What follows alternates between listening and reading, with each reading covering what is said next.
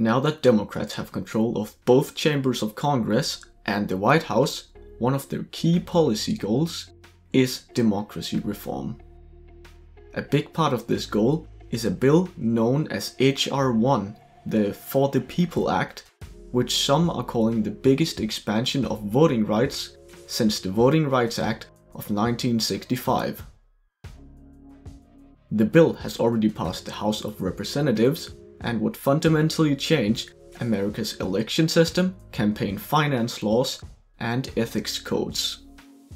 So what's in it, and what are the arguments in favor and in opposition to the bill?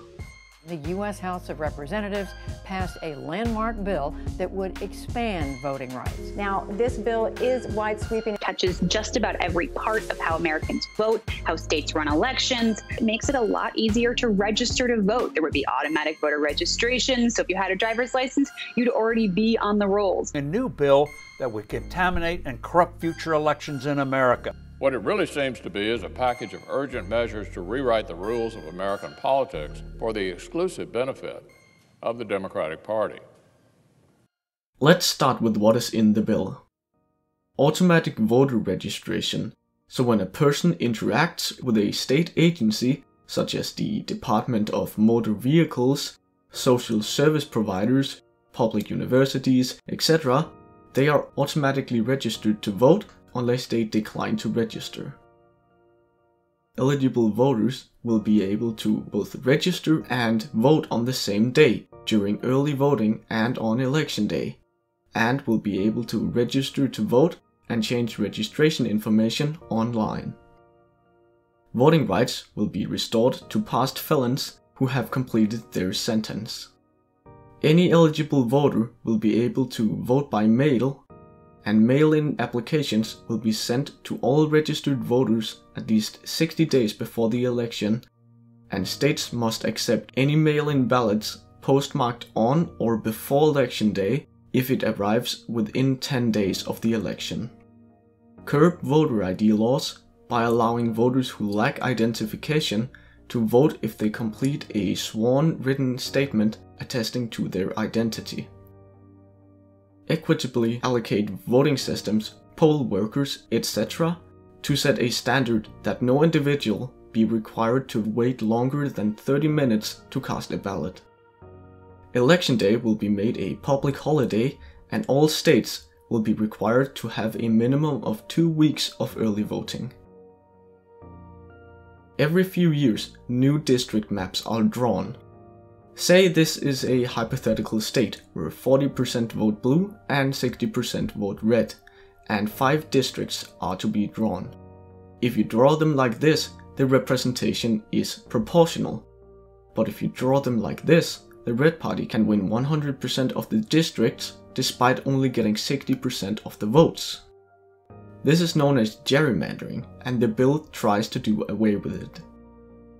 First, any map unduly favoring or disfavoring one political party will be made illegal, and the redistricting process will be made more transparent to the public. Second, redistricting must be done by independent commissions made up of 5 Democrats, 5 Republicans, and 5 Independents to ensure that new districts have majority support and support from at least one from each group. The Commission's members must be representative of the state's demographics, with members from racial and ethnic minorities, and the Commissions cannot contain current or recent lawmakers, lobbyists, or others with conflicts of interest. Require that by 2024, all voting equipment used for federal elections is manufactured in the United States. Required candidates and political committees to notify the FBI of contacts with foreign governments or individuals involving offers to donate or collaborate to influence the election. Require corporations, unions, and non-profits to disclose all donors who gave them at least $10,000 during an election cycle, and require that these organizations disclose the names of all candidates they donate at least $1,000 to. require paid advertisements, including ads from super PACs, to clearly disclose who paid for them and who authorized them, and require non-profits to disclose the donors who fund their political activities as a condition of their tax-exempt status. Congressional candidates can enter a program where donations of less than $200 will be matched by a 6-to-1 ratio with public funds. So for example, say you donate $200 to a candidate, the federal government will give 6 times that, which is $1,200, adding up to a total of $1,400.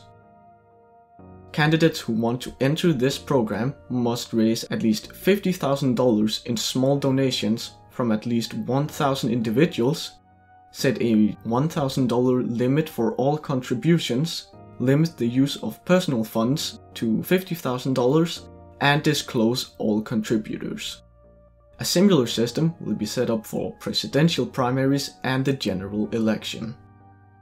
All of this will be paid by a Freedom from Influence fund, which will be funded by a 4.75% surcharge on criminal or civil penalties, settlements from corporations, or tax code violators in the top income bracket. The Federal Elections Commission will also get an overhaul. Currently, there are 6 members, 3 from each party, often leading to tie votes. But this bill will change it to 5 members only, and only 2 members can be from the same party. This would mean that the 5th member would be a tie-breaking independent.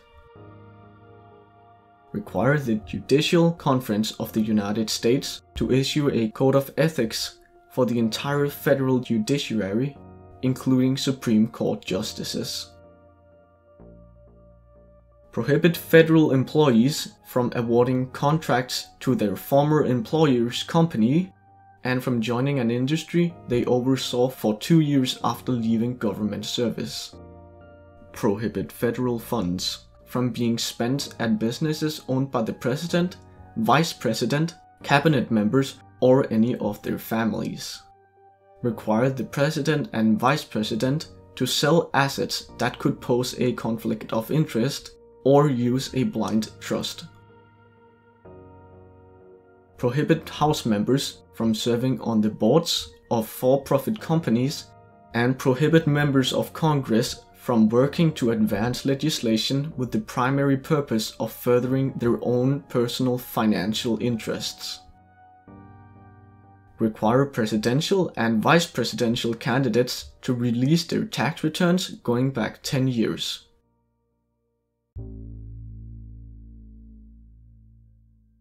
Supporters of the bill argue that it will strengthen the American democracy and elections, as well as involving more eligible voters, especially minority groups, in the democratic process.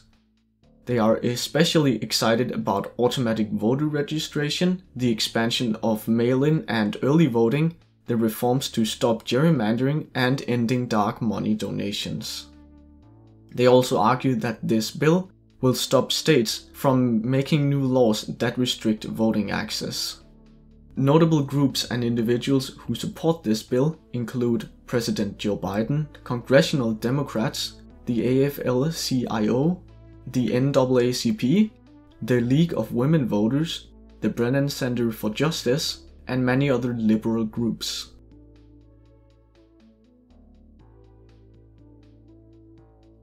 Opponents of the bill argue that it will undermine America's election integrity and security by expanding mail-in voting, restricting voter ID laws, and implementing automatic voter registration. They also argue that the new mandates, like independent redistricting commissions and 2 weeks of early voting, are unconstitutional.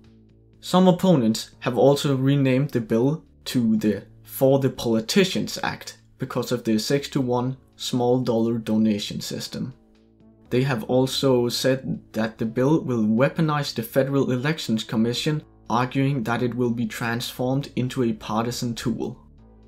Notable groups and individuals who oppose this bill include former President Donald Trump, congressional Republicans, the Heritage Foundation, the Cato Institute, the US Chamber of Commerce, and other conservative groups.